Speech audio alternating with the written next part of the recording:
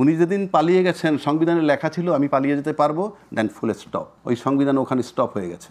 এইবার আসলে আপনি নির্বাচন চাই যে কথাটা বললে, ফেব্রুয়ারির নির্বাচন।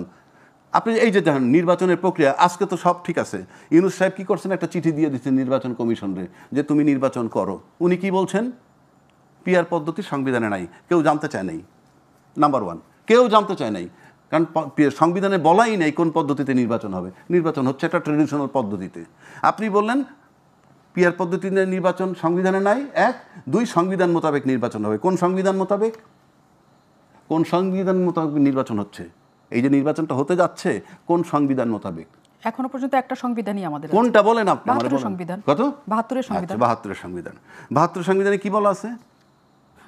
যদি কোনো কারণে সংসদ ভেঙে যায়, হ্যাঁ, তাহলে সংসদ ভেঙে যাওয়ার পরবর্তী 90 দিনের মধ্যে নির্বাচন। হ্যাঁ, তো সেটা আপনি ভায়োলেট করতেছেন কিভাবে? 26শে ফেব্রুয়ারি মাস 2026-এর ফেব্রুয়ারিতে নির্বাচন কিভাবে গেল? Tell me. জনগণের সরকার, রাজনৈতিক দলের কোন জনগণ বলছে? জনগণের সরকার, রাজনৈতিক দলের সরকার সংস্কার করে তারা একটা নির্বাচন দিতে চেয়েছেন। এটা কোথায় সংস্কার? এটা সরকারের ভাষ্য। হইছে নাকি সংস্কার? এই টেল মি, বি প্র্যাকটিক্যাল। এই সরকার অন্তর্বর্তীকালীন সরকার। ওই সংবিধানে অন্তর্বর্তীকালীন সরকার বলতে কিছু নাই। ওখানে আছে প্রায় নির্বাচিত প্রধানমন্ত্রী, এবং নির্বাচিত প্রধানমন্ত্রী ক্ষমতায় থেকে নির্বাচন করবেন। উনি যেদিন পালিয়ে গেছেন সংবিধানে লেখা ছিল আমি পালিয়ে যেতে পারবো, দেন ফুল স্টপ। ওই সংবিধান ওখানে স্টপ হয়ে গেছে, থেমে গেছে।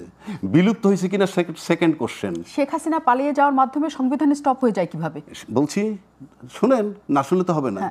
উনি থেমে গেছেন, থেমে উনি চলে গেছেন। তারপরে কি হলো? কেউ কেউ বলে 4 দিন, 5 তারিখ থেকে 8 তারিখ পর্যন্ত দেশের সরকার ছিল না। আপনারা বোধহয় তাই বলেন। ওয়াকারুজ্জামান সাহেব কি বলছিলেন? আমি আপনাদের দায়িত্ব নিলাম। এইটাই সংবিধান, এইটাই সংবিধান। আমি দায়িত্ব নিলাম, আর একটা গুলিও চলবে না, সমস্ত হত্যার বিচার হবে এবং সমস্ত ফৌজদারি মামলার বিচার হবে, উনি বলেছেন। এবং তার আলোকে বিএনপি একটা মিটিং করছে পল্টনে। মিটিং করে বলছে আমরা 3 মাসের মধ্যে নির্বাচন চাই। বলছে কি না? 7 তারিখ। কার কাছে বলছে? You tell me. কার কাছে? ইউনূস সরকার তো 8 তারিখে আসছে। উনি কার কাছে বলছেন? দায়িত্ব নিয়েছে যার কাছে, তার কাছে। অফকোর্স সেনা প্রধানের কাছে নির্বাচন চাইছে। ওইটাই ছিল সংবিধান মোতাবেক। সংবিধান, সংসদ ভেঙে যাওয়ার পর পরবর্তী 3 মাসের মধ্যে নির্বাচন। আব্দুল নত্ত স্যার কিছু বলতে চাই, আমরা শুনে আসি। উনি শেষ করুন। তারপরে কি হলো? অন্তর্বর্তীকালীন সরকারে আসলো। অন্তর্বর্তীকালীন সরকারের সংবিধান কথা, উনি তো সংবিধান ঢুকতেই পারবেন না। সংবিধান তো অন্তর্বর্তীকালীন সরকার কথাটা তো থাকতে হবে, নাহলে আপনি ঢুকবেন কেমনে? তার আগে একটু কথায় আসি। অন্তর্বর্তীকালীন সরকার আসার পর যখন তার সাথে মিটিং করে সবচেয়ে বড় দল বললাম আমরা ডিসেম্বরের মধ্যে নির্বাচন চাই, ডিসেম্বর 25-এর মধ্যে। কোন সংবিধানে চাইছিলেন? ডিসেম্বর 25-এ নির্বাচন চাইছিলেন কোন সংবিধানে? তারপর তো ফেব্রুয়ারিতে গেল, সেটা সেকেন্ড কোশ্চেন। ডিসেম্বর 25-এ নির্বাচনটা চাইলেন ইউনূস সাহেবের কাছে, কোন সংবিধানে? এটা হইল অন্তর্বর্তীকালীন সরকারের অন্তর্বর্তীকালীন সংবিধান, এবং সেটা অলিখিতভাবে চলমান। তা না হলে ইউনূস সাহেব যখন চিঠি দিয়ে দিলেন নির্বাচন কমিশনে নির্বাচন করার পর কোন জন্য, আমাদের তো সব নির্বাচনী প্রচারণায় ব্যস্ত থাকার কথা।